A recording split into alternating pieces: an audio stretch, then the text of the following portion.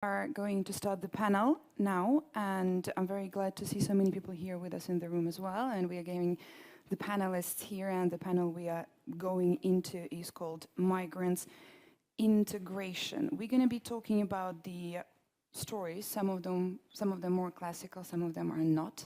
We're going to be hearing some personal experience from our speakers and hopefully from you in the audience as well. And we're going to be going into the bigger picture on how to make sure the integration of migrants with different stories is going on smooth and as flawless as possible, with more advantages for all sides, of course. I'm encouraging all of you to go into the tool that we're going to be using at the panel. It is called BCast, and this is what will allow all of you here in the room and outside of this room, if you're watching it online, the feed, to participate with your questions and to comment on everything we're going to be discussing here. My name is Sasha Vakulina, I'm Euronews business editor, and I'm going to be here with you moderating this panel. And to start with, we are going to the first poll question. Hopefully we're going to see it on the screen. The first question is, what do you see as the greatest challenges to the successful integration of migrants? A lack of job opportunities, difficulties getting skills and qualification recognized, language barriers or prejudice, and misconceptions about migrants. Please, if you look now at the screens, you can see how to go into the poll and how to answer. This is the website you're using. The session code is there, and we're going to really appreciate to hear from you. I'm going to just read it once again to everybody till we see it on screens. What do you see as the greatest challenges to the successful integration of migrants? A lack of job opportunities, difficulties getting skills and qualifications recognized, language barriers or prejudice, and misconceptions about migrants. Now you can see it, and we're looking forward to hearing and seeing your results and your answers. What do you think about this question? Of course, this is something I'm going to ask all of our panelists, but before that, I'm going to introduce them to you as you're voting. So we have with us Anna Balayo, Deputy Mayor Toronto, Advocate, Council of Housing from Canada. We have Stephanie Cox, founder, Austria's first job fair for refugees and Member of Parliament in Austria. And we have Tarek Hattag, founder, Peace by Chocolate. And to start the panel, we're going to be running the videos that probably are a great way to introduce our speakers.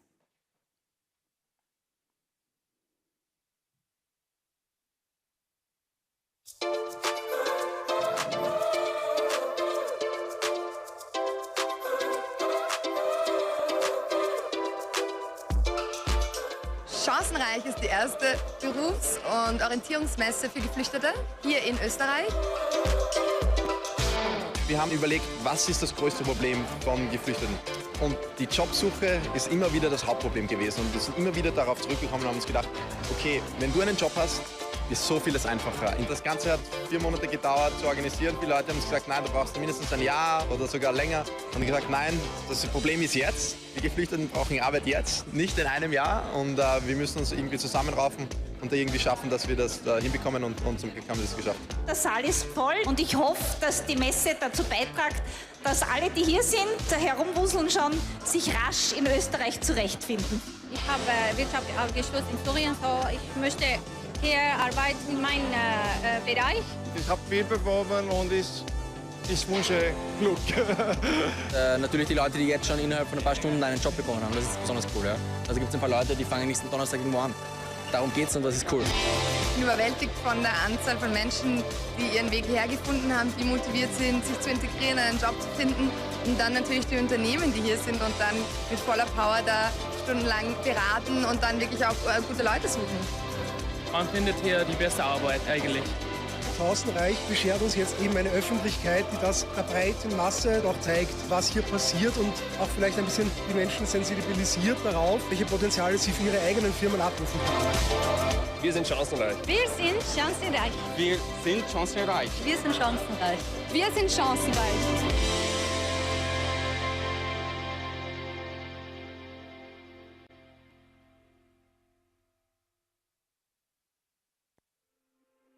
Our story is all about the importance of peace. Without peace, there's no life. Because without peace, no one can go to work, no one can go to school, no one can build businesses, you cannot raise kids, you cannot do anything without peace. My name is Tarek Haddad and I'm originally from Damascus. My father started the chocolate business in Syria in 1986. The company was growing very fast. One morning, I heard in the news that there are going to be some explosions and bombs in the area that the factory was. We lost everything, basically. We lost the factory, we lost the house. In a blink of an eye, our whole lives in Syria was destroyed. So we decided to leave the country. We started thinking about moving to a country that would give us the human rights, the freedom, and the opportunity to live again. That was absolutely Canada. Canadians are very well known being nice, but Antigonish is extra nice. They came to the airport to welcome me, and they were carrying flowers and signs. They were saying, "Welcome to Canada, Tarek." Being welcomed this way really made me feel more confident to launch my life again here in Canada with my family. Building the chocolate business again was a big thing for us because the chocolate is our own way to be grateful for everyone here. That's exactly where we were inspired to call the company Peace by Chocolate. We are trying with every piece of chocolate to reflect something about the culture that we brought to Canada. That's the mission. When we went to the farmers market, we were very surprised. We saw a line of 200 people. They were waiting for us, and we were sold out in 15 minutes. All right, you are ready. That really gave us the first sense of pride of what we are making here in this country. Peace by Chocolate has shipped and produced millions of chocolate pieces across the country and across the world. We try to support local community by offering jobs and hiring from the local community. Peace by Chocolate now hires more than 35 employees. We are here to give back. I have done more than 400 speeches across the country. Hello, everyone. Hi. I really love people to realize the importance of small businesses in every community. Newcomers and immigrants, they are very motivated to translate their skills and experience. Chocolate always gathers and brings people together. Would you like to try a piece bar?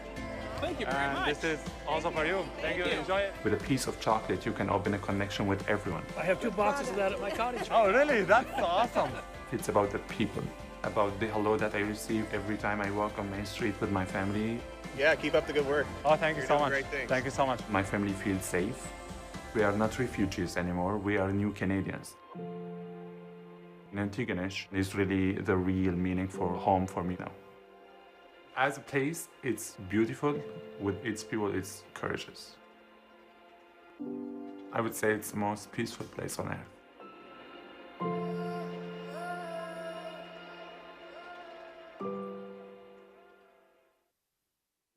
So much said in those videos. Thank you very much for them. And I'm going to go back to the poll question. And Anna, I want to ask you the same question as we've been asking everybody here using the poll. And if we can see it back on our screens, please. What do you see as the greatest challenges to the successful integration of migrants? A lack of job opportunities, difficulties getting skills and qualifications recognized, language barriers or prejudice, and misconceptions about migrants. What's your pick? Well, obviously, I think all of them have a huge impact, but I think that in terms of the difficulties getting qualifications recognized and the lack of job opportunities, I think the experience that I bring from Canada is definitely one of the big ones, if you're taking consideration those 4, for sure. Stephanie, would you agree on that one? Because that's with your video. Totally. You could see like the pictures when we did the Chancenreich, for the ones who don't speak German here, it means rich in opportunities. And what I've experienced is a lot of people don't understand the opportunities we gain through refugees, through the skills of migrants. And a lot of companies don't understand it. And there's a lot of misconception. And that also leads into lack of opportunities because they don't provide them. They don't understand that these are humans, number one, and second, a quality workforce. And this is what we've experienced, and that's why we created the job fair, because we wanted to get them eye to eye to understand these are people who can be a great asset to your company. And why is it not always seen? Maybe because of another option on the poll with prejudice and misconceptions. That's just me speaking here and voting. What's your take on that? Well, first, all of them certainly they have an impact on the policy, but at the end of the day, I think that barriers can be relative. So the way we understand barriers, the people they arrive in a new country, they see that learning language can be an opportunity for them to go and learn the language, and then they make networking, and then they get into the workforce easily. Totally, the delay in recognizing these credentials and the skills of immigrants when they come to a new country can be a massive barrier. Let me give you one example. When I arrived in Canada in 2015, 2 weeks after, I had a call with my friend. My background is in medicine. I was on my way to become a cardiac surgeon. And I had no idea about business and starting a business and entrepreneurship because my family were running a business in Syria, as you saw in the video. And my friend in Toronto, he told me that, well, do you know if you are in Toronto? And he was joking, actually. He told me, do you know if you are in Toronto and if you had a heart attack, it's safer to be in a taxi than being in an emergency room in the hospital on a waiting list? And I said, why? He said, because 50–60% of the cab drivers in Toronto are immigrant physicians who could not get their degrees recognized. And actually, he was joking, but then I realized that this can be a huge setback for all of these people that they are coming with academic credentials, right, to come into the life again and just participate into the ecosystem. That's what you decided to go into chocolate exactly. Instead. Yeah. Anna, well, the experience and your take on view on how things are in Toronto. Well, I'm an immigrant myself as well. I immigrated to Canada when I was 15, so I look at everything with that perspective as well. And you came from? From Portugal. So when I immigrated to Canada and I started to adapt, and now as a deputy mayor and working with the 3 orders of government, because one of the things that we've recognized in Canada is that in order to have good integration, you have to have the 3 levels of government integrated. So even though a lot of people don't think of municipalities as having programs for newcomers, we do. We have a newcomer strategy. We have a newcomer day. Actually, just before I left on Thursday, we have a big newcomer day where we provide all kinds of information, not only about civic responsibility and civic duties and civic involvement and civic services available for newcomers, but actually jobs and opportunities that we have. And I think that in Canada, that's one thing that we try to do well is provide the services, and we know that we need to provide the housing, we need to provide the healthcare, those basic services. But another thing is, right away, we try to instill this opportunity of becoming Canadian. And you saw Tariq in here saying, I'm a new Canadian, because that's what we actually want people to do. After 3 years of being a permanent resident, we encourage people to take Canadian citizenship, to be fully Canadians and to vote and to participate and to be active members in the political administration. And the other thing is the multiculturalism aspect of this. We ask people to integrate, to be part of the Canadian society, but to share with us, with all of us, their culture. And when you are in a city that has people coming from over 180 countries, that speaks more than 140 languages, that 50% of the population haven't been born in Canada, we see it as a benefit. And I think that we're hoping that the newcomers that come in see it as a benefit, and that relationship benefits from the way that we look at these things. So. This is also something that we've discussed during our very short prep talk before the session on how to balance the integration when you're a foreigner coming into a new country, how to integrate into the society, into the country, to become the new citizen, the new Canadian, or new Portuguese, or any other nationality, but at the same time keeping your traditions and values and identity as well. What's your experience? Because you can witness all of that. You're working with so many migrants, foreigners who are then integrating. What's your experience with that? First of all, I myself was born in Australia. My dad was born in Iran. My grandparents are English. I grew up in Austria, so I'm kind of a global citizen, I would say, in a way. I have so many, and what I've experienced myself is language is key. I think what I've experienced, like I grew up with English and German, so that's a lot easier, but what I've experienced when it comes to identity, when it comes to integration, I think that's where people, this is the bridge to each other.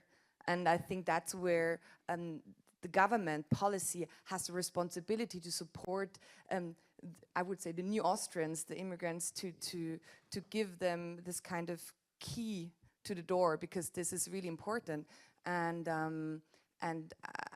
we've experienced, it's kind of your question. Can you repeat the question, because I just got in, like, what was the core of the question, what you would like to know? The core of the question was, what's your experience when it comes to the right balance of integration, when about integrating into a new society, the country where you've just arrived to, and at the same time keeping your identity? And that's, yeah, so what I was trying to say is also with language, what we're having big discussion at policy level now, right now in Parliament, if we should have children coming from different countries in separate classrooms. And I think this is a difficult thing to do, because I believe you can only learn a language, and we know statistics are giving us the right, and science is showing us that you can learn the language quicker with being with people who actually understand the language and speak the language, but at the same time, you need to be able to speak your original language. And I think if you're able, and I think that's why it's super important to, if we have immigrants coming in, especially children, it's important to empower them to speak their language still. And this will empower them to actually learn the language of the country. So I think it starts with small things like that.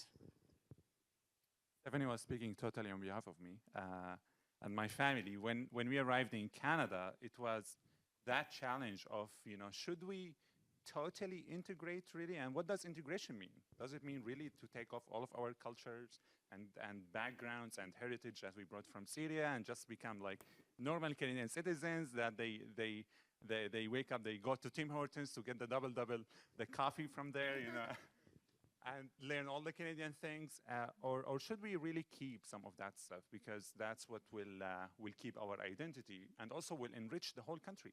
Because if we become all same, we will totally be boring in a country. And the idea that you have 2 Canadians on the panel today, that really means something, doesn't it? It means that Canada is doing something right there. And I truly believe that as immigrants, they always seek integration most of the time in the right way, but also it's very important, as Stephanie mentioned, for the kids to stay in touch with their heritage, with their history, because the kids are the fastest integrating part of the whole family. My siblings, my nephew, my niece, when we arrived in Canada, they went to schools, and within 2 weeks, they came back speaking with Canadian accent. And they came back and teaching me how to speak, actually, English, even though I came to Canada with few words of English. But then we realized, as a family, we have a responsibility to not really teach them English. We were really, we were afraid before coming They were to teaching Canada. you, probably. They were teaching us. Then my sister found that she has a responsibility to go to the library. And she became kind of the tutor for Arabic language in the library for all of these kids, the Syrian kids, that they came to town, and they started speaking English with all of their family members. The second part of this is balance. Balance is always required with all of these stories and cases for all the immigrant communities and refugees. Balance can be totally the successful factor if you manage your way as an immigrant or as a refugee into your community to build connections with the new communities and also keep connections with your own community. And the imbalance, when can it happen? It can happen when, for example, Syrian communities coming to Canada and they go to Toronto and they stay in Mississauga, surrounded sometimes with all Arabic-speaking communities. They do it sometimes the exact same way as if they were living back home in the Middle East or in Syria or in the Gulf or wherever. And they really forget that they are in Canada and they are following the rules of a new country, right? And that's also very important. And just adding up on this, with your backgrounds, your story that you've shared, according to the OECD, we have 1 in 6 people in OECD countries today are either foreign-born or has a foreign-born parent. So, of course, this is the experience that going into all nations and the countries from the OECD and around the world. And looking at the statistics, I think this is really important to, on the one hand, realize that this is reality, but on the other hand, we have to realize we're all humans. And when we're humans, often as a human, you're scared of the unknown. You're kind of like, we have certain emotions, and what happens, so if we're having like, because I have 2 Canadians here, so I'm a representative right now also for like being a member of parliament, but on the other hand, also being an entrepreneur, is that I think it's different. Looking at 2015, we had 88,000 people coming in. And now, like, the statistics are going lower. We have around 1,800 this year, like, asking for asylum. So I think when we have situations like this, we have to create spaces where we have space for saying, okay, these are humans, we are both humans, you have a different experience, background, language, culture. Let's talk about it, let's create spaces where we can actually, as humans, connect. And this is what we did at the job fair. We had companies, we had HR people looking into the eyes of this other human and really experiencing, okay, who are you? And I think this is super important, because this is what's happening right now, not at all. We are putting people into draws, we're putting people into numbers, we're not looking at the human side of things anymore. And this is really, really difficult right now. Anna. I just wanted to put a little bit of a policy government hat on. We're getting there also, yeah, let's go. Not so much the personal experience, and because we look at this in Canada also as a success, an economic success. We know that the best asset that everybody has is human capital, and having a country, we usually promote Toronto as to attract investment, to attract companies, as saying, you know, if your product succeeds in Toronto, it'll succeed anywhere in the world because you have the world in Toronto. We promote our human capital as the diversity that we have, the languages that we speak. So we believe that as it's an economic plus that we have. So when we talk to parents at an elementary school and try to say, you know, make sure your kids continue to speak Italian or Farsi or whatever language it is, we always say, you know what, it will be an advantage for your kid to be able to speak 3 languages, 4 languages, to keep their heritage, to understand where they're coming from, but to also be able to compete in an economic world that is, you know, it's very competitive out there. So we do see as it's the human touch, absolutely, but it also has huge economic impacts and economic plus, and that's how we try to see it and put this lens in everything that we do, from investments in language and as a second language, to integrate people, to business entrepreneurs, opportunities to make sure that we're allowing new Canadians to foster new business,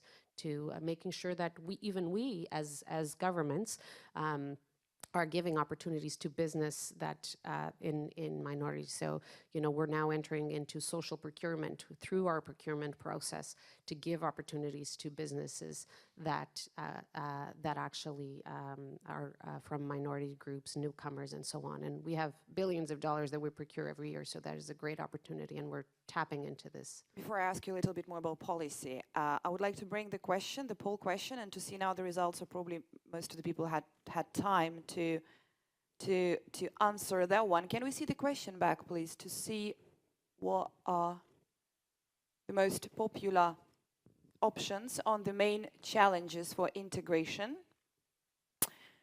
The greatest challenges to the successful integration, 54% are going into prejudice and misconceptions about migrants. And the second choice is difficulties getting skills and qualifications recognized. Thank you for that. Let's go a little bit more into the policy and into the government. How can different levels of government work on these levels, how they can communicate with each other and with civil society partners to promote this successful integration? Give me the, I don't know, probably there is no key, there is no secret key on one way of how the levels of governments could do that, but yet, what's your experience on that? Well, I think that municipal governments, of course I'm a little bit biased, they're the closest to the people. So in terms of educating the population at large, and also welcoming through recreational programs, through integrating newcomers into all kinds of services that we have is really important. We're doing that in Toronto through parks and recreation opportunities, through arts programs opportunities. We have a program that's Arts in the Parks that works with a lot of newcomers in making sure that they're bringing their experiences and sharing it with the community at large. So I think that balance is really important. But like I was saying, we also, I think, lead by examples. So through our procurement process, can we have an impact? Of course we can. We procure millions of dollars, and it is important that we give the opportunity to startups, to new Canadians. We also have a very strong mentorship program for new Canadians that we have. So we have hundreds of city employees that mentor new Canadians, and we do this in partnership with a nonprofit organization that helps us organize. So I think that mentorship, that networking, that creating opportunity for business, that welcoming people and making sure that through recreation, childcare facilities and so on, that we make these services well known and available. Not to say that we don't have pressures. Of course we have pressures. Toronto is the largest city in Canada, and the bulk of new Canadians come to this city. And this is a country that, is well over 250,000 refugees. Majority is permanent residents, but it's a large number of people that come every year to the country, and the majority of them come to Toronto and the region of Toronto. So of course we have challenges, but I think, as Trick said, I think we're doing pretty well dealing with some of these challenges. Are they? Yeah, that's your moment now to add up. well, that's totally perfect, and I think. And I was talking perfectly about Toronto as a diversity, which also helps a lot for newcomers really to integrate, to see that they can totally succeed and see so many examples around them that can be very inspirational to them. Let's just go back a little bit to the major point. The first word in this session was about migrants, right? And let's always remember that no one was born to immigrate, right? Like, no one of us really was born, and his family asked him, what are you going to do in the future? He said, I will become an immigrant. Or he said, I will become a refugee. No one really told his parents this, right? This is not a goal. This is not a life decision. That comes into circumstances. And what led my family really to leave our homeland? We were a successful, wealthy family living in Damascus. We had stable life there. And without really the war that happened in 2012, we just did not want to be kind of numbers on the screens on CNN when they tell you 100 people were killed in Syria. They don't tell you their names. And we really didn't want to become numbers of these victims. And I told my family, we totally were not born to become identified numbers in victims in the war that we didn't want to be part of. And that's really the main way, as Stephanie was mentioning excellently, about humanizing and taking the human factor into this can be totally a great way to understand what are these people capable of doing into coming a new country. And the poll actually just laid it out perfectly also. The 54% thinking about prejudices and misconceptions of immigrants coming to a new country, that's a great result. And let me just break this down. People, they are afraid of the others. And people, they are afraid of people that they look different, they worship different, they are from different backgrounds. That's the nature of human beings. And the way we overcome these fears is by talking and by conversations and by also raising questions clearly and frankly, and really don't hide anything under the carpet, right? So when I came to Canada, everyone knew that really I was a newcomer, and I had so many options. But the part of the prejudice for migrants is that immigrants are coming to our countries to steal our jobs. Our immigrants are coming to take our jobs. And the taxpayers are paying for their flights and for their accommodations and all of that stuff, all of these misconceptions and prejudices that, they are from different countries, even though if they are starting a businesses, it's not going to succeed, different business culture. that was not really the case when we came to Canada, because clearly we mentioned that we did not come to Canada to take anyone's job. This is not our life goal. This is not why we were born. This human aspect, of course, the one that you focused on, is nobody's doubting how important is it, of course, and taking this approach. But at the same time, of course, make sure that foreigners, migrants, people new arriving into another country, there has to be, of course, what Anna said, the interaction and the work together on different levels of the government and civil society and business to make sure that this integration is going into the right direction and is, of course, going as smooth as possible. Stephanie, what's your take on it? Because you got this very interesting mix of experiences, right? So you were member of the parliament, and of course you were also before that entrepreneur working there. What's your take on the cooperation and the work between different levels of government and civil society? For everyone, I haven't said hi to the people in the back. It's really interesting having people sitting in the back. So for everyone, I actually never wanted to go into politics. It was really interesting. Like 3 years ago, if you would have told me, Steph, you should be member of parliament, I would have said like, thank you very much. I love my freedom. I want to be an entrepreneur. Continue. And this is comes to your question. I think experiencing on the one hand, it's like a triangle. I'm an entrepreneur. I'm still a citizen, and then being on the policy level. What I see right now is that Austria is I'm not Canadian. I don't know the specific situation, but what we've got in Austria, and I'm in opposition as well, is that the opposite is happening right now. We are closing down. What we are doing is people are coming in, we are taking away their minimum income in a way to kind of connect, kind of survive, and we're connecting this money to them being able to speak German. But what is the government doing? They're also cutting the language courses. So this is a big issue. We need to, like, on the one hand, give the possibility to for incoming people to learn the language.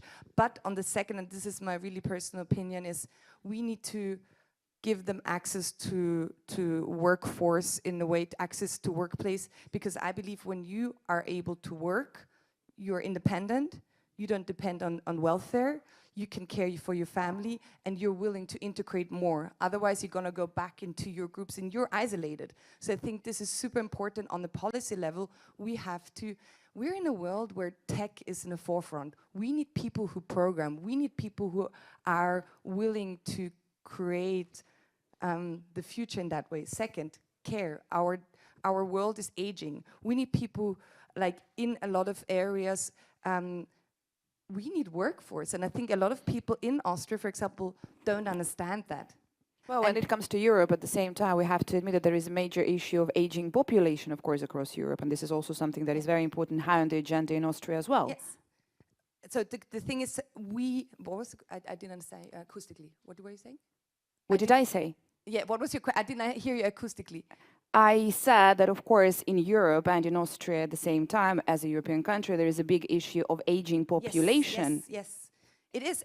But if you have to understand what I've learned on as an entrepreneur, you're like, you have a mission, you have a vision, I'm going to carry it out there and everyone can understand it. If you move to policy, you have to learn a different language. There are so many people who don't understand, they don't have time to look into statistics. You have to communicate them the real numbers, the real stories. I think a lot of people, we're really, especially in Austria and Europe, we are really failing on communication. I think this is where we really need to understand, yes, there are fears, but we really have to take them serious, and we have to use all of the statistics we have in numbers and put them in a language that they understand. And no, they're not there to take all their jobs away. They can be an asset to the country. They can be a great benefit to you. And the OECD statistics are also showing it. After 3 to 6 years, these are people are also giving back, and they're a great benefit to economy as well, if we let them. And this is the thing, if we let them. We are having a question, and this is something I would really want to bring to this session. Are there also two classes of migrants, refugees, from highly educated ones to less so? And isn't Canada an example for limiting migration to the more educated ones? In Europe, there seems to be a two-class system for refugees, the ones who have the means to travel not by sea. This is a very, of course, this is a very thought-provoking question. And this is, of course, something that, as you say, we see a lot and read a lot also in the bigger news picture and all the, of course, media coverage situation. Anna, do you want to start on that one? So, again, I'm in municipal politics, so this is as much as I know about the immigration policy. So we do have an economic target. It's a point system for permanent residents and immigrants. So our 250,000, I think nowadays it's actually a bit more than 250,000 that we receive every year. There's a number for permanent residents, and there's a big part of that that is on a point system based on qualifications. So that is right. There is a big discussion even if there is actually a response to the qualifications that the country needs. Because, for example, we have a huge shortage in the trades, and because a lot of the people that have the skills in the trades do not speak English or French, they have a hard time getting permanent residence in Canada. So how much this part of the system is responding to the real job needs of the country, there's a question mark. But there's a big part of that. However, there is also a big part for refugees and asylum seekers. So it's not that we only get immigrants based on their qualifications. There's actually family reunification that just started recently again. And there's different buckets in the immigration. There is, like I said, that question, does the bulk of the immigration come based on qualifications? And then given that a lot of people have such a hard time sometimes getting their qualifications recognized, are we truly responding to the needs of the job market and really responding to the needs of the person that is coming in? And it's something that the country has been always struggling with. There's been some improvements in recognizing some qualifications and getting it easier for some the process, but it's still hard. I mean, we still have the jokes of having a lot of taxi drivers with physician degrees, and it is a reality. But it's not like we're not opening the doors to refugees as well. Actually, in Canada, and I believe we're still the only country in the world that has this, even as refugees, we have something that is a community sponsorship refugee program. So this is, aside from the refugees that come sponsored by the government, you have communities rallying together to sponsor a family. They get them a home, they get them supports, they get them the network to foods. And it's such a powerful program because I think it's powerful for the family, and Tariq, probably you want to expand a little bit on that. That's the case of my family too, yeah. yeah. But I think that for the community itself, it has a huge value because people talk to their neighbors and their families and so on. So this idea, this demystification of migrants and refugees, I think goes away a bit by having communities welcoming and being part of the process and welcoming the family and making sure that they're succeeding and making sure that they're integrating. I think it's such a powerful tool. I wish other countries could do this around the world. Can I elaborate just a bit about the private sponsorship thing, because I think that's a very important topic. So private sponsorship is totally when 5 members in the community or more, they come together and they just apply to the government. They have funds, they do fundraising to bring a family or a refugee or an immigrant to the country. And that's really the case of my family. So when I arrived in Canada, I had no idea where I was going to stay. I had no idea about, who is sponsoring me. So it was like a BVOR, blended visa, totally unknown for me about who is this group that they are sponsoring, someone far away, 8,000 kilometers away from them, and they don't know me, like they haven't seen my picture even. So if they saw me at the airport, they would not know me. They only have my name. And these sponsorship groups, they come together because they believe in a reason, they believe in their cause. And I think this is more powerful, right? To be motivated by the cause that you believe in, that these human beings, they lost everything, or they want a better future for themselves and their families. That's why they stay with you till the end. The welcome does not end at the airport. That's very important for all the countries of the OECD, all of these rich countries, that the welcome always does not end at the airport. These immigrants, they need resources after that just to start their life and their businesses, like newborn babies when they arrive in a new country, for sure. I would like to add something to it because I think it's a little different also talking about, for example, Canada and Austria, or like talking, countries have a different reality in that sense. For example, in Austria, we have 2,437 per million citizens of asylum seekers. And then if you look at Great Britain, for example, we have around 503, around 500. So it's kind of like we also have to look into the eye of reality in that sense, looking at, we can take Canada as an example of saying, okay, there's a best case practice in certain cases, but we have like a different reality in that sense. So I think on a global scale, we need to look at it in a way of saying, being a refugee and migration, this won't stop. It's a reality we need to face right now, especially on a policy level. We can't have kind of a stigmatized policy making, what we're having right now, especially in Austria, but we also, we don't have the reality in that sense in Austria, like looking at sponsorship. It's more like, okay, how can we create an environment for the people in the country, because the atmosphere is totally different. I think that's also different. We have to be really realistic about it, like the atmosphere we have in different countries and the atmosphere we're having in Austria, for example, there's a lot of racism. There's a lot of people who don't understand it. So I think we also have to look into really the basic needs and what message can we create, what communication, what environment we have to create to be able to, also for the future, because this is not a situation, migration is not gonna stop. Right, let's go into businesses. Tarek, that's for you. What role does business have to play in migrant integration? Because you've got like you got both views. You know, on one hand, you were also integrated via business, and at the same time, now when you're already running your business, you might be helping others to integrate through business. So you've got at least two views and quite a big picture on this issue. Totally, yes. Business in the first place is about solving problems. And if you want to start a business, you should be solving a problem in the first place. There are two parts of businesses. There is the selfish businesses, that they care a lot about profit and money, and they always wear these glasses with the dollar sign, right? With every decision they make, you know, should we reduce the number of our employees, you know, to increase the profit? Or an airline company that they have the seats, you know, they get them very close to each other so they can add 3 more seats so they can make $40,000 more at the end of the year.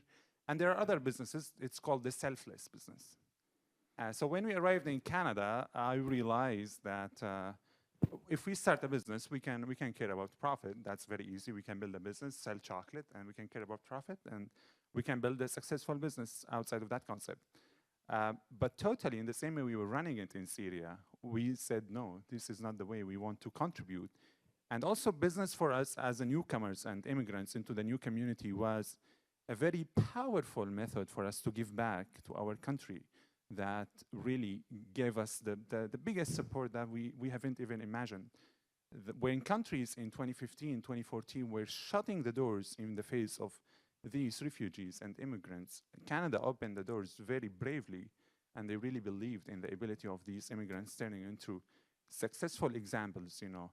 At the end of the day, after we launched Peace by Chocolate, the first employee that we hired was an outsider, actually, from the town, that we brought him back to the town we are in, because we know in rural areas, in Antigonish, in Nova Scotia, people usually leave where industries are, where the money is, you know, where in Ontario or in Alberta or in the West. So there was some imbalance in the population in Canada. You find some regions, there is no one lives there. And you find that in the GTA, there are 8 million people living there, like 25% of the Canadian population. So we as a business, we thought that we have certainly a role to play there. And then the first member and employee we hired was a Canadian. We brought him back from Alberta to our town. But also, the reason why a business started, actually, it was when the Fort McMurray wildfires happened in Canada. And there are around 300,000 Canadians. They had to flee their homes. They got, you know, their properties burned. And we said then, okay, you know, we got a hand when we came to Canada. Now it's our turn to give back. And that's how the business actually was called, Peace by Chocolate, after that initiative. So since we launched so many campaigns. to give back and hire and help other refugees. Because if you are a successful example, it's not only about you. Then you have that responsibility to lift others with you. And that's really the concept when we made the announcement just in the last 2 months.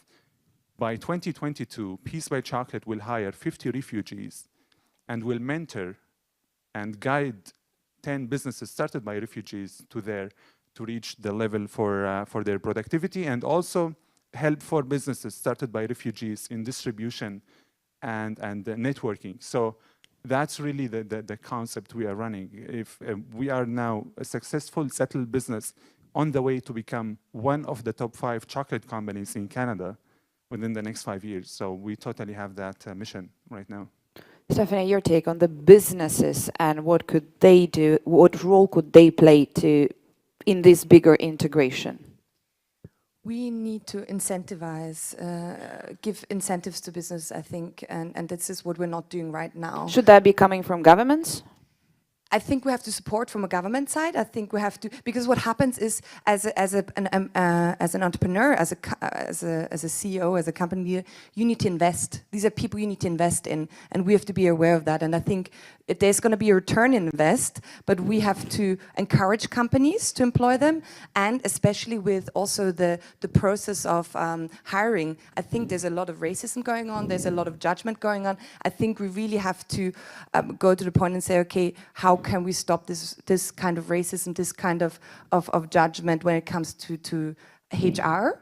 Second and third, I believe you have to encourage and create an environment that migrants and refugees are able to start their own companies. So Tarek is a great example for that, but you have to create on a policy level, you can create this environment and incentivize them because they're bringing in skills, and you have to give them the opportunity to actually create companies out of that. So I think this is where policy and the government plays an important role.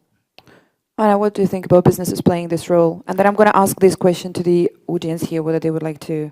Absolutely. I think that in terms of mentorship, internship, I mean, one of the big obstacles that I hear from newcomers is, you know, they're looking for work and it's the Canadian experience. And they get so frustrated because everybody's asking for the Canadian experience. Well, somebody has to be the first, otherwise they'll never get Canadian experience. So giving them that experience, and it has to be a partnership between, you know, business, government, and I would say the nonprofit sector. There's in Toronto, we're fortunate to have a lot of nonprofit organizations that are coordinating these initiatives. So to give that experience and the networking opportunity and knowledge and how to access a lot of these programs, I think it's really important. How does the system work? How do you take advantage of the programs available for you? So that the knowledge is really important. The networking is really important. One thing, I think this is a great point, knowledge transfer. A lot of newcomers don't have the information how to start a company, where to start a company, other kind of grants I can get somewhere. So I think knowledge transfer, and this is what we've experienced with the job fair. A lot of the newcomers didn't know where to apply, how to apply. They're coming from countries where application processes are completely different. It's in some countries you knock on the neighbor's door and you can say, okay, I need a job. In Austria, for example, no, this is not how it works. Companies, they're long processes, and then there's this not only language barrier, but there's kind of a lot of shame of not knowing, and then a lot of newcomers don't even try because they don't know and they feel ashamed of not knowing. And this is where I think the government has to step in and say, okay, how can we give them the information they need to be able to take action? Let's now ask this question. Yeah. If I could just ask, the other thing that's important for a business is for us to start measuring. Let's start measuring how diverse their workforce is. Let's start measuring how they're integrating the newcomers. I think that bringing some accountability to all of us to make sure that would that mean introducing some kind of regulations? No, you don't need. I don't think you even need regulations. But I think it is important just to put those numbers out there. You know, especially, you know, I don't know, big corporations. How would I, all the way from the boards, and we already do this for boards, you know, how many we do that for females, yeah. How many, and in Canada, we do as well for diverse targets. And I think we need to do it all the way to the workforce and have champions inside these organizations and have the companies understanding that it is, you know, it's their corporate responsibility of doing this on hand with governments as well. Do you think that afterwards we're going to go into the situation of basically self-promoting in the sense of, look, being good and open to foreigners and being open to integration, helping, that is also good for business? I think it is. I think it's smart of any business to promote something like that. I think it's good business practice and it translates in better business results. Also, what I've realized, and I think adding on to that, is a lot of not only citizens, but also especially businesses don't understand that newcomers are not equals newcomers. In a way, they're coming from different countries, they have different abilities, different educational background. If you look at Syria, for example, if you look at the statistics, Afghanistan, 80% of the people in Afghanistan don't get the education they need. But quarter of the newcomers coming to Austria, they actually have an education. So the statistics are really different. You really have to dig into that. And that also means at the same time, people from countries like Afghanistan need a different education and different support in the companies, and then compared, for example, to Syrians, because they have, a majority of them actually have a compulsory education and university degree. And this is what we've experienced, and you really have to look into that newcomers are not equals newcomers. First they're humans, and then they bring different abilities, and we have to adapt to them. Yeah, and just racial discrimination is totally a very sensitive topic, but also for businesses, as we are talking about businesses. A business cannot just go out and make an advertisement for jobs okay, I'm going to hire for that position only a refugee or an immigrant. If I get a local citizen, I will not hire him. That is very dangerous, and that creates conflict sensitivity between the host community and all of these newcomers. That's why I've asked about the regulations, whether there is a need for them. Exactly, but at the end of the day, it's the business goal. You know, if I want to hire, as a business owner now, I want to hire 50 refugees by 2022, what does that mean? Does that mean I'm firing Canadians, hiring Syrians? No. But that means by 2022, if I'm hoping my company will become one of the top 5 chocolate companies in Canada, I will have 500 employees in the factory and thousands in distribution. 50 refugees will be hired by then eventually, because that's the percentage of the population. They will apply.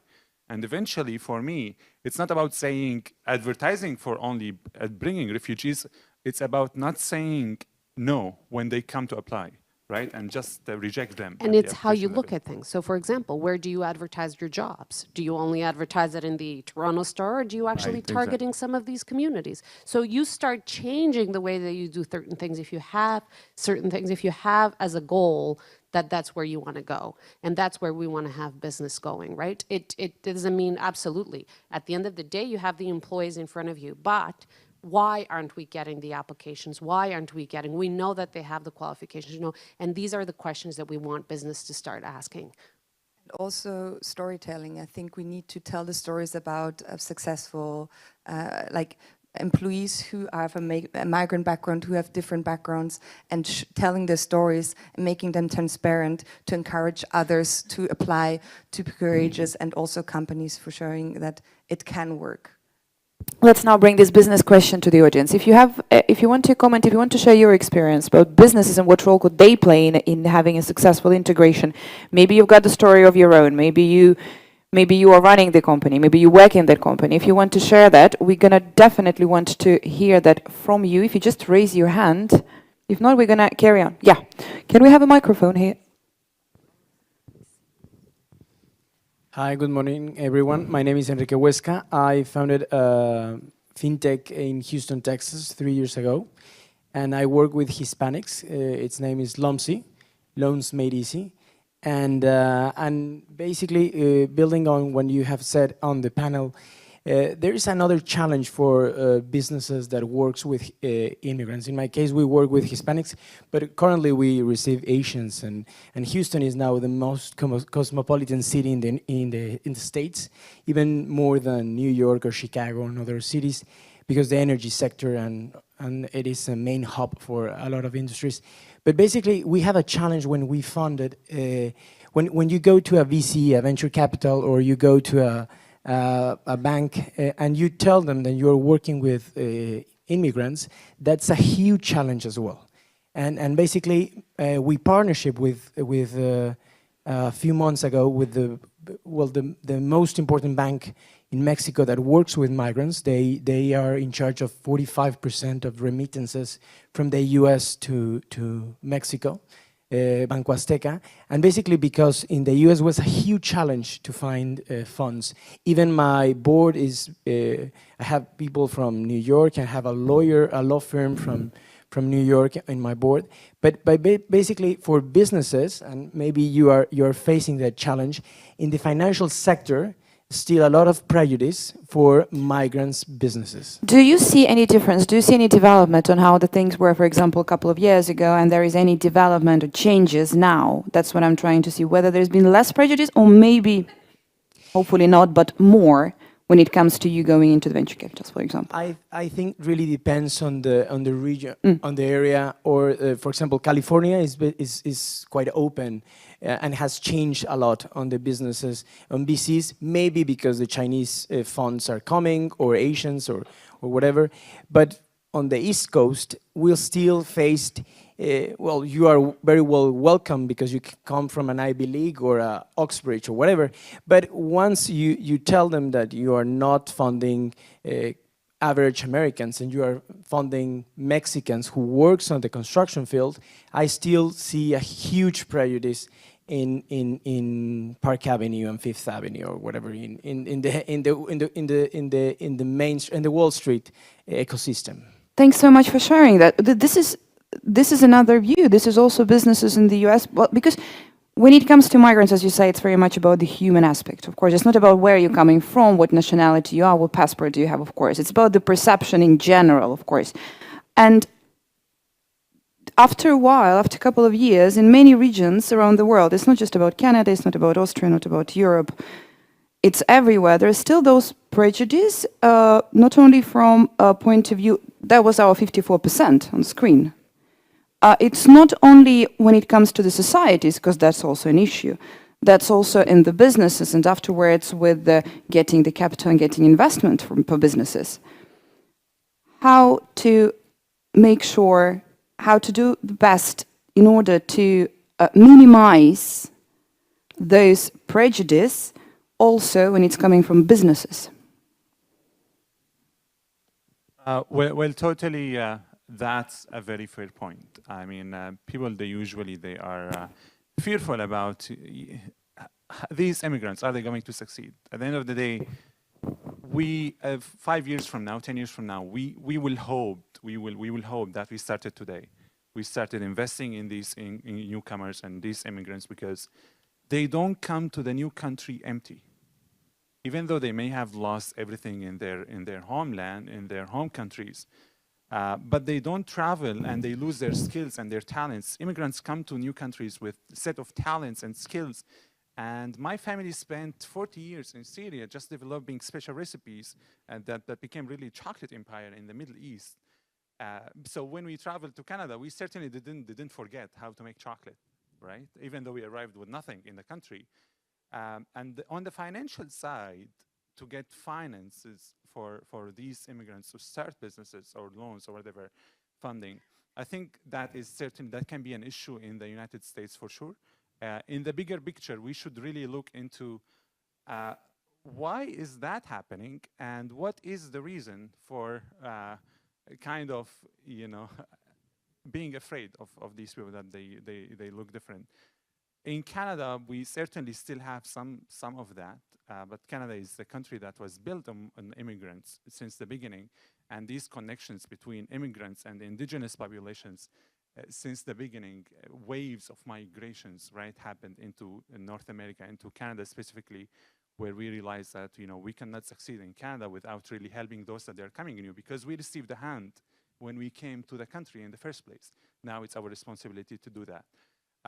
I think totally there is a big responsibility there for the community. There is a big responsibility for media, for stereotyping. When I see in the media every day all of these negative stories about, some stories of immigrants coming to to new countries and having negative impact, but I don't see that 95 or 98% of the positive stories, again, to the storytelling. I think that would totally take some time from us, but it's very important to start today sharing these positive stories, raising them up, so financial institutions will really trust by statistics, by numbers, that these immigrants or these startups will succeed, because these people are not running from nowhere. They were business owners in their homelands, and now into Canada or into the United States or Europe or any country in the OECD, they are ready just to translate their experiences and their skills. Stephanie. I believe that talking about venture capital, for example, I think it's not the only issue we're having with people with migrant background, that there's a lot of hesitation. It's also with gender, like being a woman and myself working in a tech field most of my 20s. Like I've experienced a lot of tech backlash. sector would be one of the most the most underrepresented for women. The tech sector. Yes, totally. So I'm used being like, now in politics, I'm like, it's the same. Like it's really male dominated as well, like where I am at right now. But I think that's why it's one of the reasons why I moved into politics, is because I believe as a young woman, I don't not only want a seat at the table, I want a voice at the table. And I think it's the same with people with migrant backgrounds. I think if they get a voice at the table, if they are in the VC fund themselves, I think we need people with a migrant background who are actually giving out the money, who are making the decisions. So we need to really push that. But saying that, I think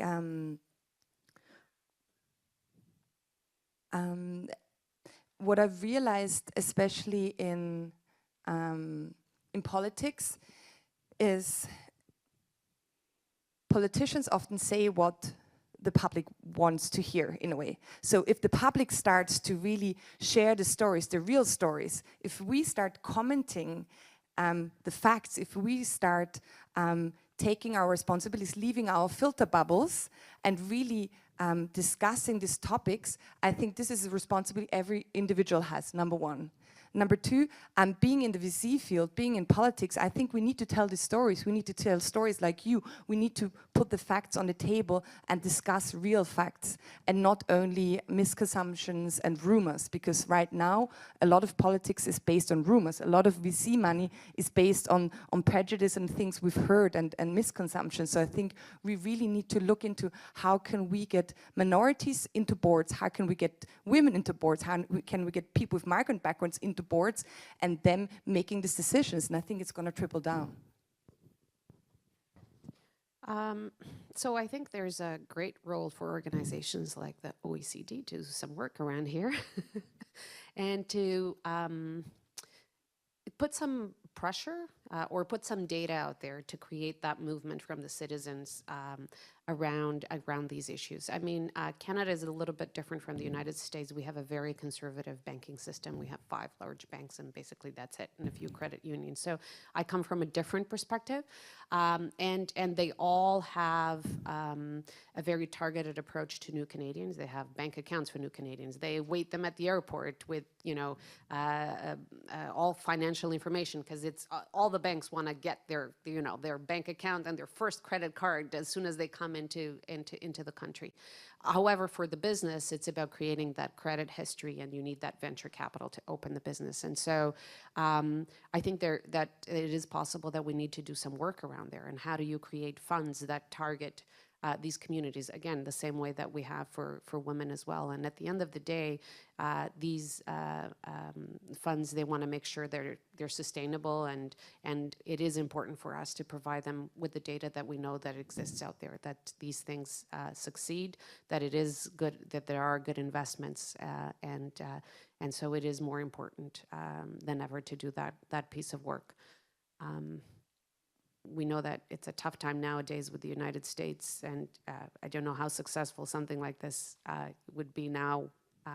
There's some really divisive, I think, discussions happening in the country, but I think sometimes these are the opportunities to bring solutions to the table that actually has some common goals, which is, you know, economic prosperity for all. And if those businesses do well, like Trig says, they end up employing all kinds of people, not only migrants, but all kinds of people. And I think that's what people want. They want, you know, good jobs, good communities, good and healthy cities. So I also think that there is a responsibility to tell these migrant populations that where the resources lie, right? Because when I came to Canada, it was totally hard for me to navigate the system and just know who is offering these kind of grants and funds. You know, what is the difference between a free interest loan and where can I apply to a government section where I can get, you know, a grant to start up a business. And let me tell you, I was really surprised what it takes you at the end of the day. I'm telling totally a specific story of mine. I'm not sure what is the case in other countries. What it takes from me is 1 day of online searching and really finding out what is available, what are the resources, and you will be totally surprised. You will be shocked, you know, how many institutions and organizations are looking and navigating within all the gaps, and they are offering funds. And really, sometimes also companies fail because there is too much funding. And I know so many examples of Singapore where there, you know, companies failed not because they lacked funding, but because there was too much funding. So, but this is also something that Stephanie said earlier, that how important it is to get the information about some practical and first steps, where to go, where to call, whom to address, who's got answers. This what. Number one, and number two, this is on the consumer side. This is more on the newcomer side. But what also we need right now is on the company side, that I've spoken to companies and I've spoken to businesses, and they're like, I don't know if I'm allowed to employ this person. Were there businesses in Austria? Pardon me? Businesses in Austria. They were like, I don't know if I'm allowed to employ this person. I rather not take the risk and take someone else. And I think this is where we have to get in and say, number one, I believe that we need to create policy that newcomers can work as soon as possible. Not only because they're going to pay tax, they're going to create a value as well, but otherwise they're going to be waiting and doing nothing. They're not allowed to do anything. Waiting for asylum in Austria is crazy. They're waiting for asylum, they're not allowed to do anything, and then when they receive asylum, companies are still, they apply them to companies, and companies are like, I'm not sure, am I allowed to employ you?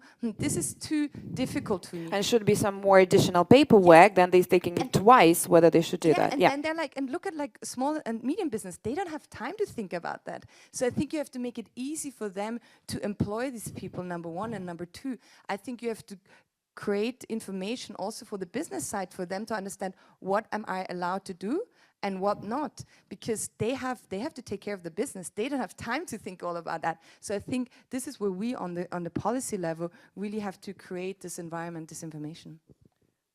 Do we have more questions? Yep. We're gonna bring you the mics. Oh yeah, we're gonna get all of them. We have time. Making sure, no, it's good. We're gonna go there just a minute. Hi, Christina Veda. I run an endowment fund that was created last year by a successful entrepreneur and a political refugee. Our fund FAIR, we support refugee entrepreneurs. And so it's a little bit more of a comment about our experience and relating it to all these different things. We've spent the past year trying to figure out what the needs are and how we can best support refugees, migrants that are coming in that want to start their own business. And coming from a viewpoint of, I'm Canadian originally, I'm also French, and I'm Swedish. So having experienced immigration, refugee from my grandparents were Hungarian refugees. And taking Nick's experience and speaking to potential refugees and migrants migrants and refugees that are potential entrepreneurs. There's not one solution, there's a series of problems. I think back to the first question. What is the biggest hurdle? Is it language? Is it recognition of your skills? Well, it's all of these things. So how can we help them get into the market? And I think it's a lot of cooperation is needed. Everyone needs to work in their own field. Governments need to ensure that refugees, migrants, asylum seekers have access to language, because language is hugely important. Businesses need to open up. how they evaluate employees. And obviously this needs to be done with a cultural lens. As a Canadian, I came to France with a degree, with job experience, and yet I didn't fit into the French mold. So if I'm not fitting into the French mold, imagine how difficult it is for someone whose degree is not recognized at all, because they don't have a degree to show, because they've lost everything. So it is really working together. It's everyone taking their own skill set or their specificity, I can't even speak English anymore, on how to help. And we're looking to fund. So we're looking to fund organizations that support refugee entrepreneurs, but also the projects themselves in the early stages. But we also know that that's not enough. We also need to communicate about what we're doing. It's changing the narrative. It's showing the positive stories, because there is a lot of negativity of people who don't understand. And very proud of Canada and Canada's programs. And you know, living in France and having lived in Canada, you can see and you can compare, and nothing's perfect. But there are good points and there are negative points, but there's also cultural differences. Canada has a very different history. Sorry, but the fund that you have right now, or the endowment fund, what are the policies there for funding these? We're still figuring that out. We've existed for about a year. Basically, you need to be a refugee. So you have to have the refugee papers, in the sense that, and this is a very complicated question, but ultimately you can't start a business in France or in any country if you're not legal, if you don't have the capacity to have a home, to open a bank account. So this is something, and we realize that it's a difficult question, but for our work, this is a requirement that we have. And we're specific in that refugees. In France or in Canada? I didn't In know. France. In France. We're based in France. But in your organization, do you tackle, or are you targeting refugees who have like asylum seekers or have received asylum? We support charities that are working in the very early ideation stages of entrepreneurship, that open their programs to migrants, to asylum seekers, to refugees. Those who actually have a business concept and who want to build their business and need funding, that we need specification and know that you have the capacity to launch your business.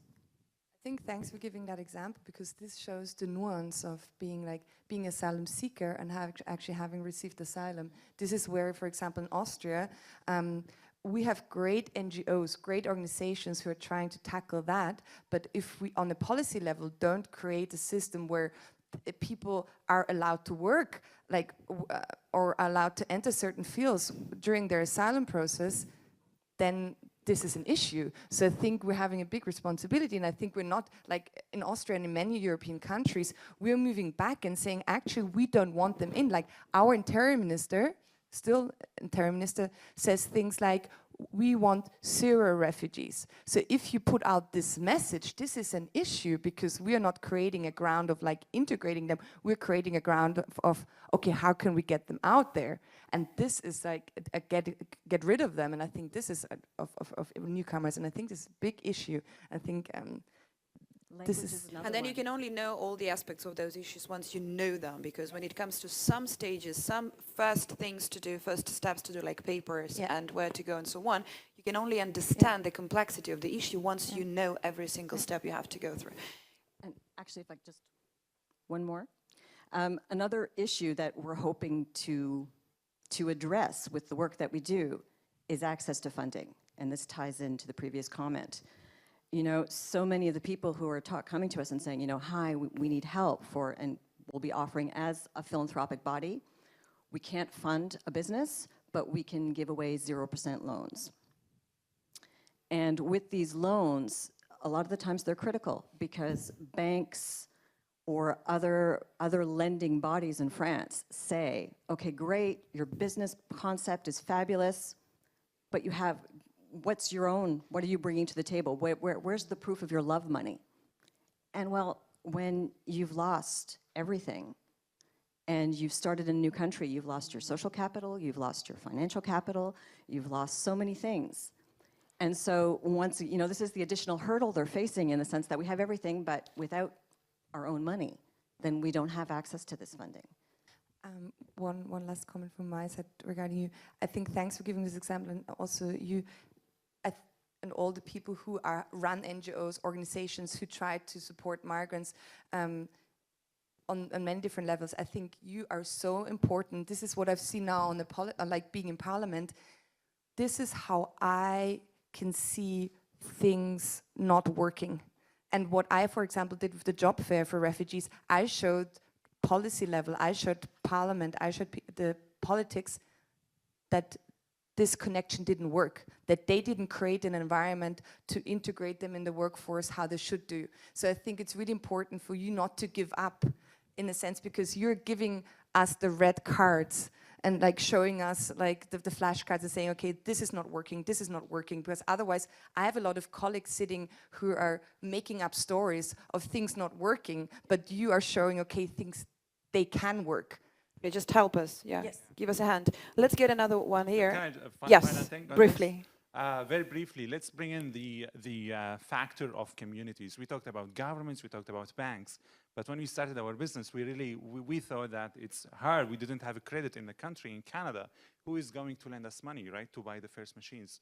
And then the community stepped up. And with the first loan we had, as you know, my family's culture is that we cannot go to the banks anyway because we cannot get interest on the loans that we are getting from the bank. And that's a different financial structure System, yeah. or lifestyle.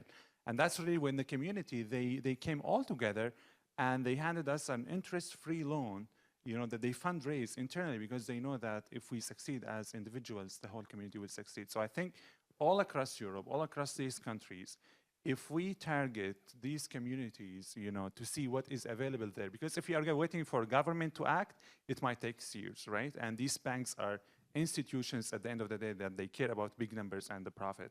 So that's totally should be included. We're gonna go for, we had a question there. Yeah, and I see we're gonna go, yeah. Just, if I may ask, we're gonna keep that kind of a bit briefly so that we get it. Yes, hi. Well, thank you very much, hi. I'm Cedric, working in Lyon, so France. Very quick comment and one testimony for businesses. Well, the first comment is just making sure that we cannot compare Canada and Europe or European countries when it comes to welcoming or integrating migrants, because I believe that borders matter. And the situation of Italy and Spain and Greece and Turkey is different than when it comes to Middle East people coming. I think it differs coming to Europe through borders than coming to Canada or to the United States. So I think that's something very important. And I'm definitely, so that there's no misunderstanding, I'm definitely for the integration. So that's definitely. The second thing, we just want to make sure that not all migrants lost everything when they came. So they've got things still, I mean, back home, and some of them still have valuables.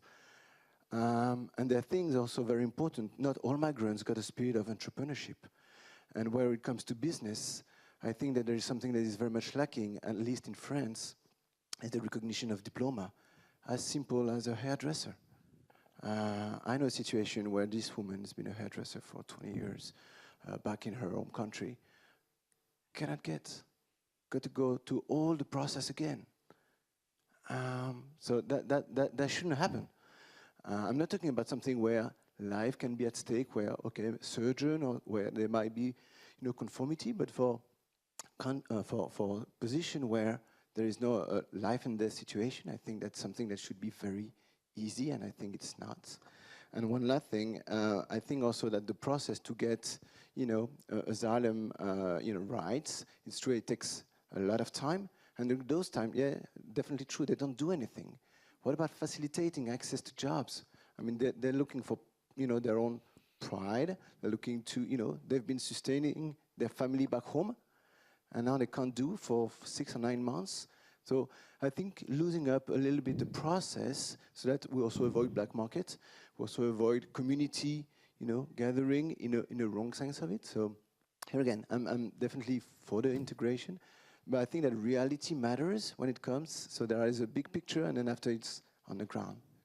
Thanks so much for your comment. Of course, we discussed a little bit more here entrepreneurship because we've got these great examples, and Tarek shared with us his story. Of course, that's why we also focused on that one. But you're absolutely right. It's not only about starting your own business. Of course, it's about the bigger picture and integration. Of course, the issue of how important it is for any newcomers to be able to be active whilst they're working on their papers, while the integration process, I mean the paper, at least the official process is on. Of course, this is also important. That's the time that could be used to speed up and to make sure the integration is going in a better way.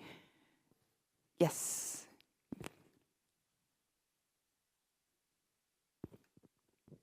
Thank you very much. I came from totally another region, from Central Asia, actually. I'm from Kazakhstan.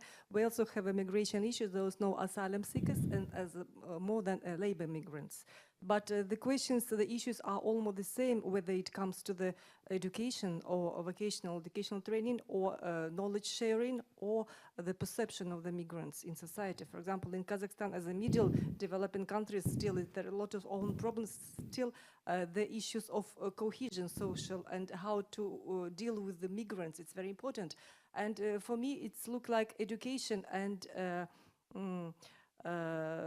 educational and intercultural issues are at the basis, at the matrix of whether we deal with the asylum seekers or labor migrants. Because once there are no education and knowledge sharing, and people, society don't know what to do and how to deal with the migrants, and the migrants themselves don't know the information, what are their labor rights or other basic human rights in the society, or whether the perception to the migrants, the basic cultural literacy was, I now am working for UNESCO report and we're working for youth and for peace building. And we found that this simple cultural literacy, or to be precisely cultural ignorance, it's a very important factor. And you also, it was mentioned today, that's 54% of perceptions, and then the other 29, if I'm not mistaken, percent are dealing with these educational issues. So these are main basic paradigms which we need to take into share, and also for the business as well, for the local entrepreneurship, because not because they violate the human rights of migrants. The other point is that they don't know, as in case of Austria, we don't know what to do with migrants, whether we can enroll them in our enterprise or not. And so for me, the way out from this could be like creating some kind of informational hubs or knowledge, and in the modern reality, it's like online platforms, which could accumulate all informations related to whether topic of migrants or asylum seekers from different perspectives, whether it comes to vocational education, training for them, for migrants, for business, knowing the rights and just basic legal information, how to deal with them, and the general for cultural literacy. For society to be, for migrants to be mainstreamed in and to contribute to the social cohesion. And also, of course, making this information open and relevant to all the sides, to the newcomers, to the migrants, to the refugees, to the businesses, to all the sides. We're going to hear from here. Yeah. Thank you very much. My name is Kenneth, and I'm a policy student. I'm studying education in the UK. According to the Global Education Monitoring Report 2019, it talks about migration, displacement, and education. Currently, there are a lot of young people who have been left behind because of some issues in their countries, and they've become refugees. But one major problem we are facing is when it comes to inclusion. I believe that we cannot talk about integration when we don't have proper inclusion policies. For instance, these students or these young people are in their host countries, which most of them are the OECD countries, but they have not been included in the mainstream education of the host country. Some non-governmental organizations are like giving them a form of complementary education. But since we are moving to a future of work, how do we bring these people to the mainstream to also benefit from the importance of technology and all that. Also, when it comes to my policies about immigration, as a young person studying in UK, if I finish and maybe I want to stay and work, the companies would say, we can't sponsor you visa. What is government currently doing to ensure that this high or this huge amount of money that they take for visa sponsorship for people to work is like minimized? Because I believe that many young people have moved to other countries to also find better lives, and they have the skills, PhDs, masters, but you approach an organization and they tell you, we can't sponsor you. So I think for us to really integrate people, we should work on how some countries work on their policies on immigration, getting work permit, and also how we can provide mainstream education, which is contextual to the young people who are now refugees in their host countries. Thank you.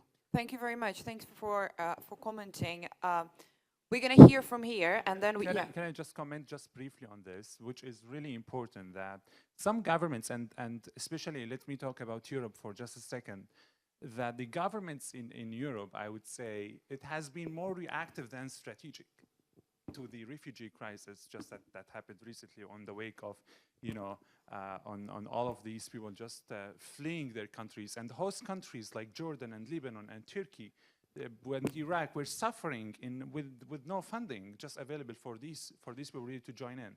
So I think it's really important for us to plan ahead that this is now a crisis happening and people are leaving their home countries. So I think integrating them into the educational system and offering them grants, that should be totally daily discussion into parliaments and into all of these governmental institutions to set plans ahead, so we don't really get just wake up the next morning and see, okay, 1 million people crossed the ocean or the sea from Turkey, arrived in Greece, and they are now on their way to Germany. This did not happen overnight, and people, they were always alarming that this is going to happen. So being prepared is always good. You're addressing me, so yeah, the ball is in your court. Yeah. Tarek, I am on your, we're on the same page when it comes to that, but the issue I'm seeing right now is you win elections with being reactive right now. And this is the big, then we really have to talk about democracy, then we have to talk about how parliament is working, because right now and it's the same with the education system in general, there's so many things not working, but if you tackle issues right now, you're not going to win the elections, and this is an issue. We're also heading towards the European Parliament elections. And according to the latest polls, the most important people, the voters in the European Union, think that the main campaign priority should be migration. Yeah. And with the European elections, how many young people vote? That's another, we're talking about how many people who it's going to affect their future, but they're not actually they're not really voting right now. That's an issue. But this is frustrating me as well, and I think this is a question, a general question. How can we be less reactive in politics? And yes, also this is a best case example of being okay, how can we use the knowledge, how can we use the force of young people coming in and tackling a future which is unknown because the young of people technology. who want to integrate, who want to work, and who want to. And I think that's some of the big differences, is that I think you can only change politics once these communities actually start voting. And in many of European countries, they'll never be able to vote, right? That's the difference. You need to bring their voice. You need to involve. I mean, Canada's immigration minister is a refugee, right? And I think that it's symbolic of the policies that we have. And I think that in order to change things, we need to get the communities, as part of the integration is also involving them in democracy of their country where they are. And I think that's very, very key. Yeah.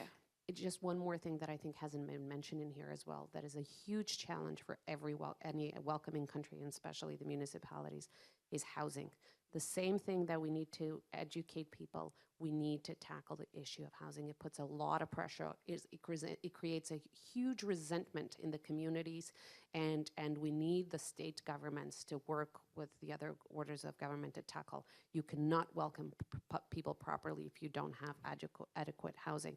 And in the major urban centers, those are huge, huge issues. We're going to hear from here. We're going to hear from here. Thank you. Thomas Liebig from the OECD's International Migration Division. I'm in charge of our work on integration, so it's great to see that many of the points that you've mentioned, sorry, I have a bad throat, are actually echoing our work. And I just want to add one thing of contextual and then ask one question. Just as contextual information, we have been talking a lot about refugees today, even though we should really be very clear that this is about 1 in 10 to 1 in 5 of migrants coming to OECD countries today, and not everybody who is coming to seek asylum is a refugee. So only about half of those actually are in need of international protection. So I think we should be very clear on these facts first. Actually, the majority of migrants coming to OECD countries today are coming for family reasons. So obviously they face similar issues, how their diploma are recognized, how are their competences valued, they lack networks, language issues, and many others. Jointly with UNHCR, to get more to the core of this panel, we have worked with employers across the world, across the OECD world, and asking them what were the main obstacles for refugee integration, for using the potential for you. And there was one consistent element that was across North America, and Europe, among all the employers, it was this matching element. I know that you in Austria, you have done this job fair, which we actually referred to in our action plan with UNHCR. But clearly these are kind of micro initiatives, right? But as a policymaker, what, from your perspective, is something that could be done to better achieve that matching? Because employers say, yes, we're willing to tap into that pool. We think it's a great pool of talent, particularly in the mid-skilled segment, where we often have needs. And the refugees obviously are very willing to work, but this matching, that's often what's lacking. And I would like to hear your thoughts about innovative tools that you would suggest to bring this forward. Thanks. Thanks so much for your comment on the question, because that's going to be basically how we're going to wrap it up, because this is such a important and at the same time such a complex question and issue to give you an answer, because if we do have an answer, then we solve so many things, right? Anna, would you want to start there? Well, I'm going to mention again that the mentorship is really important. I think that networking that you create is really important, and there are programs, worldwide that have proven that it can bring results. So if you have societies of architects, you have societies of engineers, if you have all these organizations partnering with settlement agencies and actually creating programs that can actually mentor and open doors and do a knowledge transfer, I think it's powerful, and bring those people into the networks, I think is really powerful. Stephanie. You want to go first, or are we? Yeah, absolutely. I think first of all, kindness matters, and respecting human dignity matters. At the end of the day, for countries really that doesn't theme immigrants, and I know that immigrants is 95% refugees, is a very minimal, and doesn't theme them as job stealers or terrorists because of the way they worship, because of their background, because of their religion, because of their ethnicity, or whatever. It's very important. I think we need to move on in the conversation about immigration, and we should always remember that immigrants are human beings who don't deserve to be demonized to appease bigots or to score political points by intolerance and by hate, because hate sells very easy in these days. And we were talking about some election points here about how immigration can really be a sensitive topic in politics, and politicians rising to power in the age of populism, which is very, very dangerous as well. I think people should look up for Canada into these policies. I'm very proud of some of the numbers and statistics that is showing up. And in my own way, I would say I'm here to tell one example. Not everyone should be and can be entrepreneur, as we mentioned. Not everyone can succeed within 3 years, as we did as a family. But we are telling what is possible.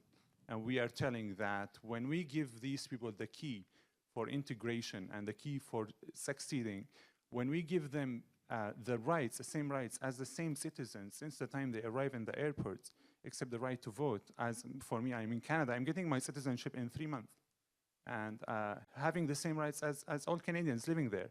So I think at the end of the day is love is the answer and hate is the cancer.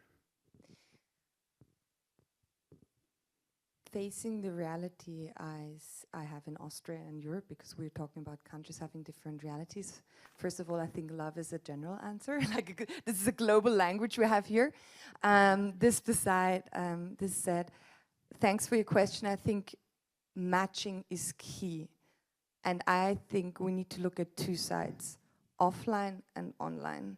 Offline, I think I proved through the initiative we did, like within 4 months, we created a movement. And what we've done is also in companies, them getting involved, them really creating environments and jobs. It's not only the job fair itself, it's creating a space for 3,500 refugees and for over 100 companies, and giving this face-to-face matching. So this can be a face-to-face matching, but this is not scalable. So we're in 2019, we can use technology. Looking at artificial intelligence, for example, we can use, for example, artificial intelligence, and this is what our state department looking at the job creation also does, is they're looking into algorithms right now. But this said, we really need to be careful about algorithmic bias, because we can create a society with the code we're writing right now. If we're using the numbers, like the people right now, young white men are coding the systems and the computers, which are going to create the future matching of jobs as well. So I think right now, what we need to do right now is to encourage technology to, for example, look at this matching. And we have Refugees Work, an example in Austria, which they try to tackle that.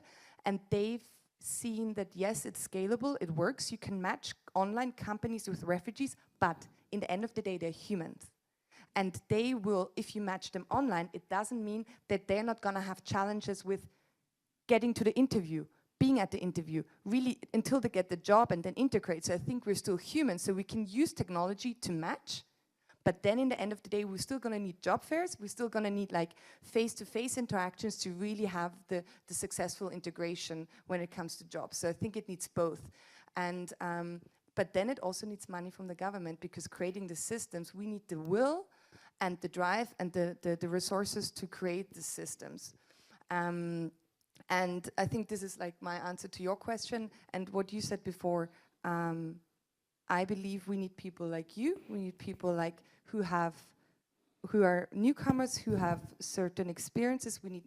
I know it needs people like me, young women also in parliament. I think we need people like us in parliament, because we were talking about how can we get young people to vote. I think we need more young people in government. We need more people representing and really encouraging and speaking the language. And that also means we need more refugees, newcomers, migrants in government, because they will understand the issues and they will speak the same language. So I think this is a really important step.